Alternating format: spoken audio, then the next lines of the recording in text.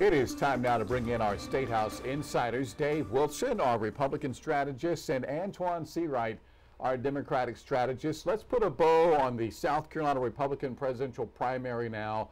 Nikki Haley losing her home state of South Carolina. Antoine, you called it all along. You said she would not win here. She didn't, and she's lost since then. She's lost in Michigan. Well, I can tell you what, the expectations played themselves out just the way we thought they would. But the other factor in this is she keeps on going. She's like the Energizer Bunny on political life support. She just keeps going and going and going.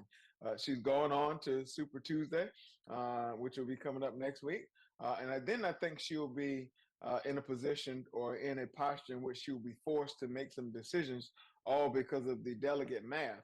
As I've been saying from the time we started this process, there's no second place does not mean anything. And I know she's having a lot of conversations around if she were the nominee, she would be able to beat Joe Biden.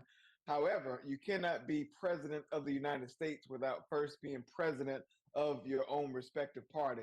And I think that's where the math ain't mathing for her. The math isn't working at all for her, JR. You're looking right now that to become the nominee for the Republican Party takes 1,215 delegates. 50 of those delegates were from South Carolina. They all went to Donald Trump. There's no proportional delegates in South Carolina. And a lot of the Super Tuesday states, there's 16 of them, a lot of those Super Tuesday states are also winner take all. So what that means is, while she has a few votes right now that will keep him from taking the nomination after Super Tuesday, because that'll be the exact number that will have voted by that point in time, it will not be long thereafter that I think Nikki Haley's going to go, the math doesn't work in my favor, and I'm going to have to start backing out. JR, one other factor to consider, her main stream of funding, her main source of funding, the Koch brothers and their network has agreed to pull back in terms of their financial support for her. At some point, the oxygen supply, in politics we call that money, will be cut off from her, and then she will have to eventually decide whether or not to pull the plug.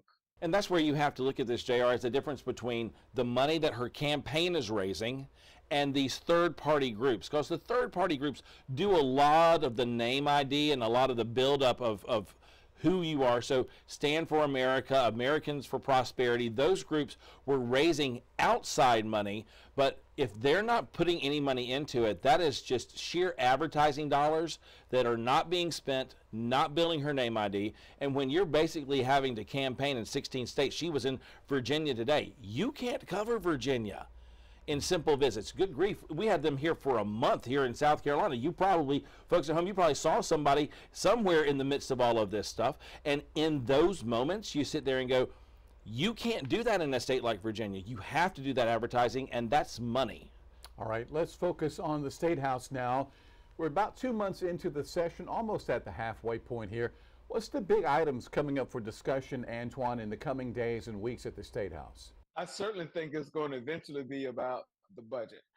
There's not much to fight over legislative-wise. I think there'll be some conversations around judicial reform and a few other things that have been bounced around from session to session. However, I do think the main kit and caboodle at the Capitol will be the budget and the priorities. I always remind people, show me your budget. I show you what you prioritize. I show you what you value. And I think there'll be some serious conversations there. And truth be told, look for not much to happen from a pure controversial legislative standpoint until after the filing deadline happens. And then that other magical deadline that Dave, I'm sure, will talk about is the primary elections in South Carolina. We have everyone in the House, everyone in the state Senate up for grabs in terms of an election. So I think this will be a slow process moving forward until after the filing deadline, and then we will reassess after the primary season. March 16th is when filing begins in South Carolina. So anybody who's talking about, well, I'm going to be running for this seat, they actually have to start and file. It starts March 16th and it runs for 2 weeks. So we will know by April 1st who is going to be challenged, who is not going to be challenged, who has an ability to just basically walk their way through. But Antoine's right. All 170 members of the state legislature are all going to be up for grabs in this election cycle. That's the way our elections work. So every member of the House, every member of the Senate. So while we may have a break for a moment from campaigning is going to kick into full gear in April, because we'll have April, May, and the beginning of June for those primaries in the Republican and the Democratic side. And when those happen, really, it's about that time you're going to have a good idea of who's going to be winning which races. The way we select judges in South Carolina, is that going to change this year? The state Senate actually set this for what's called special order. That basically says, okay, anything else that could get in the way, we're going to take this bill, we're going to focus on this bill and this bill alone. So in doing that, they have said we are going to now address how judges get chosen in South Carolina. That's huge, because you have some people who are saying we've got lawyer legislators who are not only selecting the judges, but as lawyers, they're going before the judges that they select to have cases heard. And there's a huge pushback on that. And so the reforms that they're looking at right now will take a lot of those lawyer legislators off the selection committee, give the governor a voice in that seat, in choosing some of those as well. And instead of having only 3 out of a handful of folks who could be potential nominees for that position, they're going to open that up to probably 5, which gives you more selection, to give you more of an opportunity for other voices to be heard.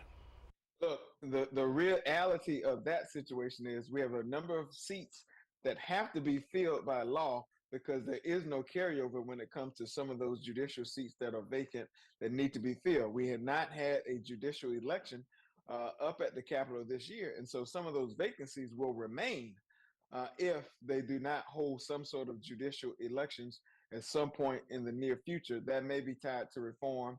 I think at that point, then the Chief Justice gets to decide, etc. However, what I care most about, regardless of how the process shapes out, is that we diversify our bench in South Carolina and make our bench look like South Carolina from every aspect of diversity as we should know it: race, gender, socioeconomic status, geographical location, all those things. It matters. It should matter to the future of South Carolina. And the way we control the future is by doing those things today. All right. Antoine Seawright, our Democratic strategist, Dave Wilson, our Republican strategist. As always, guys, thank you so very much.